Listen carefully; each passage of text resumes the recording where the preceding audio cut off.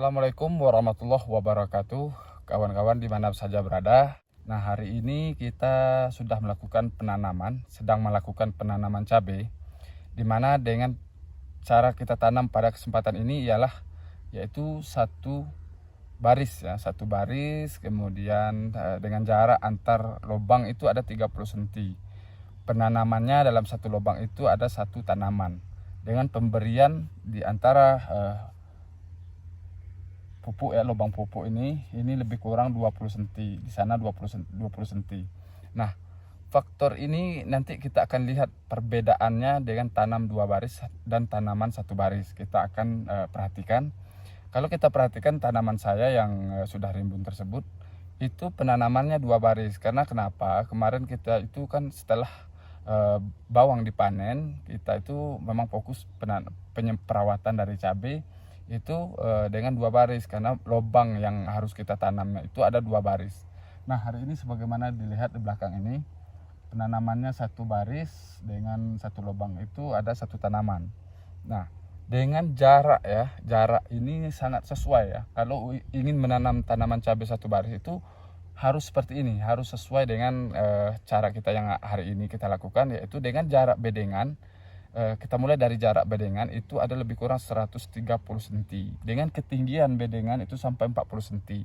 Jadi otomatis masalah layu ya, air tergenang itu bisa ditanggulangi dengan dari ketinggian bedengan.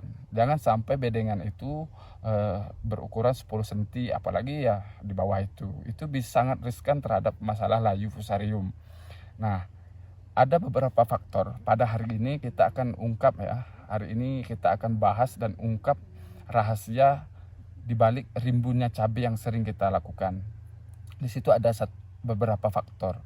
Kalau faktor yang pertama, ini menyangkut masalah pengolahan tanah. Banyak kawan-kawan kita ya yang seluruh Indonesia ini mungkin tidak terlalu perhatian masalah pengolahan tanah. Jadi sehingga penanamannya cenderung terburu-buru. Dimana yang saya katakan terburu-buru? Ya, istilahnya jadinya asal tanam. Setelah bedengan selesai, setelah kita kasih organik maupun pupuk kandang, maupun setelah kita kasih dolomit, kemudian kita tutup mulsa, besoknya kita langsung tanam. Itu adalah kesalahan yang sangat fatal. Nah, itu adalah kesalahan yang sangat fatal. Bisa kita perhatikan di sini ya kawan-kawan, adanya rumput yang berukuran kecil itu menandakan tanah itu sudah dingin, istilahnya ya. Sudah dingin berarti tingkat dari kita menanam itu sudah aman. Jadi tanah itu tidak memiliki bakteri yang sangat merugikan dari tanaman cabai saat pindah tanam. Nah, itu faktor yang pertama. Faktor yang kedua, di sini kita tidak perhatian antara pupuk organik atau pupuk kandang dengan pemberian humid ya, atau asam humat. Ini kita tidak perhatian. Kapan pemberian organik? Nah, ini kita langsung bahas tentang faktor yang kedua ini, yaitu berbalik kita ke pupuk dasar.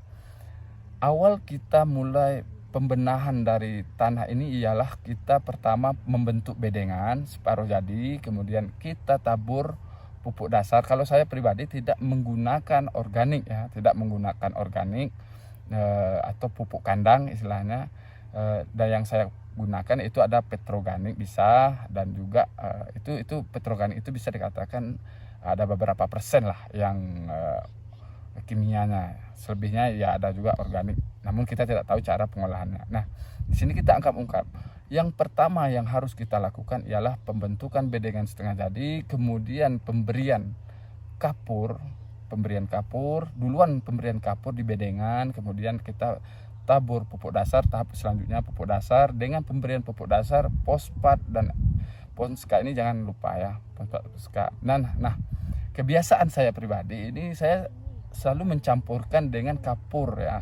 Pupuk dasar ini saya campurkan dengan kapur. Setelah itu kita rapikan bedengan atau servis yang lebih bagus sebelum tutup mulsa. Nah, sebelum tutup mulsa ini Anda wajib melakukan penyemprotan dengan penggunaan bahan organik yang sudah kita buat ya, seperti adanya produk yang dari Smart Humus. Ini penting untuk bagaimana daya tahan dia perakaran terhadap lingkungan terjadi di bawah mulsa, itu harus kita perhatikan. Jadi kesuburan, tingkat netralitas tanah itu lebih terjaga.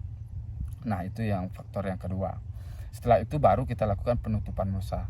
Nah, ini yang ketiga ini sangat penting di dalam proses penanaman. Ini dalam proses penanaman. Kapan setelah tutup mulsa itu kita lakukan, wajib melakukan penanaman? Itu kita lakukan lebih kurang ya antara 5 sampai 6 hari setelah kita menutup mulsa, itu baru kita berikan atau baru kita lakukan penanaman di lahan seperti ini. Ini sudah beberapa hari ya, sudah 5 hari atau 6 hari ini kita biarkan. Terbukti nyatanya itu ada rumput ya yang sudah nampak sebesar baru berdaun 2. Itu bukti dari tanah itu sudah siap untuk kita lakukan penanaman. Dan ada lagi dalam hal penanaman ini, jangan kita melakukan tekanan yang cukup besar terhadap perakaran ya, istilahnya seperti ini, kita tekan habis, dan itu mengganggu proses dia perakaran dari bulu akar ini yang akan siap untuk menyebar secara cepat. Nah, itu jadi untuk tahap awal kita perhatikan 3 faktor tersebut sampai kita melakukan penanaman. Nah, ada lagi hal yang harus kita lakukan setelah kita lakukan penanaman, yaitu dengan penyemprotan seperti dengan menggunakan Smart Grow. Itu dari awal itu sudah kuat terlebih dahulu, imun dari tanaman cabai itu lebih kuat. Makanya saya itu bukan saya ingin mengarahkan ya kawan-kawan untuk memakai produk Smart Grow, namun saya kawan-kawan sudah lihat bukti hasil ya dari awal maupun pengecoran yang saya gunakan Smart Grow ini sampai dia bisa seperti yang kita lihat ini. Itu sampai saat ini saya belum pernah meninggalkan dengan namanya yang Smart Grow tersebut. Jadi itu hal yang harus kawan-kawan perhatikan, apalagi kawan-kawan yang baru selesai melakukan penanaman tanaman cabai. Mungkin itu ya yang harus kita perhatikan sampai dia lakukan penanaman, supaya dia setelah penanaman ini terlihat segar. Itulah fungsi dari penggunaan Smart Grow. Nah, itu pembahasan kita hari ini kawan-kawan, mudah-mudahan bermanfaat, dan kita lanjutkan nanti melihat faktor-faktor penting di mana budidaya tanaman cabai. Kalau kita perhatikan tanaman cabai ini jangan asal-asalan, karena apalagi dengan kondisi harga yang murah seperti ini, itu kawan-kawan banyak yang kadang asal-asalan, sudah rawat aja lah sekemampuan. Itu sama dengan kita membuang uang namanya, membuang uang. Setelah uang kita buang, kita mau cari uang lagi, kita bingung gitu kan. Itu kawan-kawan harus perhatikan dan harus jeli masalah hal ini. Jangan, karena penanaman ya namanya budidaya itu istilahnya kita menanam uang, puluhan uang kita tanam di yang belum bisa kita ambil pada waktunya. Itulah bukan kita menanam uang di bank yang bisa kita ambil saat pun kita butuh gitu kawan-kawan. Nah, perhatikan hal tersebut. Yang pertama tadi masalah pengolahan tanah, kemudian pemberian pupuk dasar, dan banyak yang kita bahas. Yang ketiga ini masalah penanaman. Itu hal yang penting awal mula kita melakukan budidaya tanaman cabai. Mudah-mudahan bermanfaat kawan-kawan. Jangan lupa ya tetap bantu channel kita untuk berkembang, dan alhamdulillah channel kita terus berkembang ini berkat kawan-kawan semuanya, berkat doa-doa kawan-kawan. Mudah-mudahan saya sendiri sehat selalu dan bisa berbagi untuk kawan-kawan di dalam langsung kita belajar di lapangan. Terima kasih. Assalamualaikum warahmatullahi wabarakatuh.